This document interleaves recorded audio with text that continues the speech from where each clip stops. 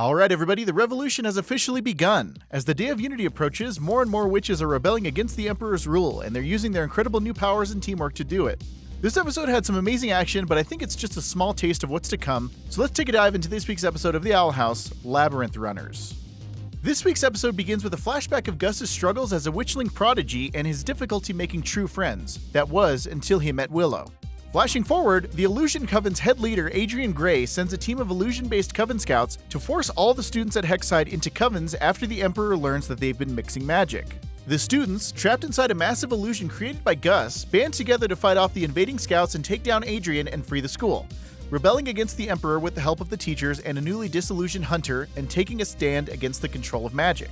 So this episode was both surprisingly small scale, only taking place within the walls of Hexside, but also, I think, massively important, because it sets the stage for a wide-scale rebellion against the Emperor, especially now that, after the end of the episode, Hunter has finally revealed the truth about Belos and the Day of Unity.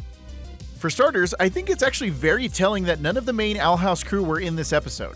I speculated during my review of last week's episode, Edge of the World, that there must be something big going on inside the Owl House since they strategically didn't show inside of the house at the end of the episode, and this episode actually continues that streak, making it all the more suspicious and intriguing. It's odd going an entire episode without seeing Ida, King, and especially Luce, so something big must be going on behind the scenes. It's still hard to say what Ida and Lilith are planning, and yes, I'm still going to be holding out hope for my impossible dream of a Harpy Lilith, no matter how unlikely that is. Get off my back. And I can't help but wonder what happened to Luce, King, and Hootie once they returned home after the Coven Scouts invaded, but it looks like we'll have to wait another week to find out, and at this point, all signs are pointing to a pretty explosive last few episodes. Now that Luce and the detention kids have started a revolution within Hexside to practice multiple tracks of magic, it'll be interesting to see what other characters decide to experiment and challenge themselves with new types of magic. Most notably, we saw that in this episode, Bartholomew is now practicing illusions and construction magic, Emira is studying illusions and healing, and Edric is going really crazy by studying 3 different tracks, obviously taking inspiration from his time with Ida, by studying potions, beastkeeping, and illusions. The action in this episode, although brief, was an amazing taste of the kind of battles to come. Just thinking about all the different kinds of combos and team-ups we might be seeing once the final battle begins makes me really hyped up about everyone's new powers and abilities. The students at Hexside have really shown how capable and badass they can be when they're fighting for something or someone they care about, and it's a great sign that the people of Bonesboro and the people across the Isles will be instrumental in overthrowing Belos. I'm still sort of holding out hope that Gus, Willow, and Amity might start to experiment with other kinds of magic, but considering their outfits in this episode, it doesn't really look like they plan on doing that, and instead they want to focus on mastering their main type of magic. Still, this is pretty fitting since we already have Luce, Ida, and Lilith who are continuing to master all kinds of magic, and I think they might be setting up for Gus, Willow, and Amity to eventually become coven heads of the Illusionist, Plant, and Abomination covens respectively, especially if we get some kind of flash forward or time skip toward the end of the series. Even if each one of them is satisfied with only one type of magic, their teamwork still gives us a lot of these epic kick-ass moments that I think we all love to see. Also, that Sailor Moon moment had me cheering in my seat. Great to see Amity and Willow being close again. And speaking of Amity and Willow, it was really nice to get a sense of how these two characters have grown. Amity gets a lot of praise, rightfully so, for having changed so much throughout the series, but it's important to keep in mind that she still has ways to learn and grow.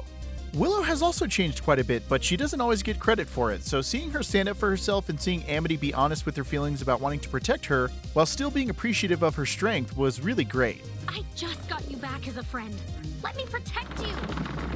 I don't want your protection. I want you to see who I really am. I swear, every episode of this show has some real emotional kicks.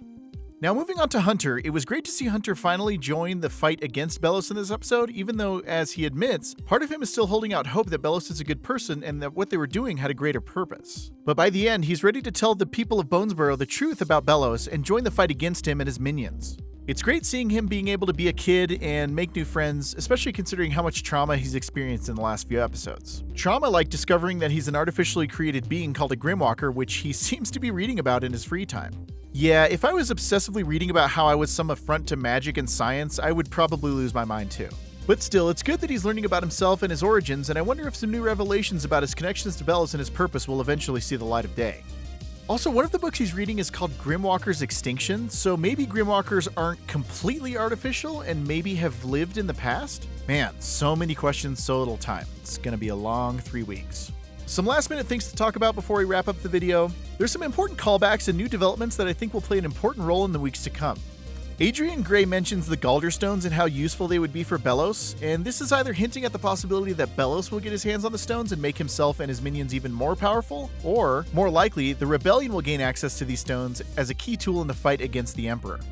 We've already seen just how powerful these stones are, and since Gus has access to the stones after befriending the Keeper of the Looking Glass Graveyard, and because they were mentioned in the episode, I think it's highly likely that someone will be getting their hands on these magical items very soon, either for good or for evil. And another magical object to talk about, Gus gets his hands on the spell enhancer that Gray used throughout the episode. How it works and what it can do is still somewhat of a mystery, but it's likely that it'll be used for some important spell in the future. Or as part of Gus's arsenal, since he's somewhat limited to the kinds of help he can offer in battle, considering he's mainly focused on illusions. Alright everybody, that's going to have to do it for this video. I've got a lot of great videos on the horizon as a way of celebrating the series as we near the end of the season and the beginning of the ultimate hiatus. I've got some lore and theory videos, some top 10 videos, and some more reviews planned, so be sure to subscribe for more Owl House content coming soon.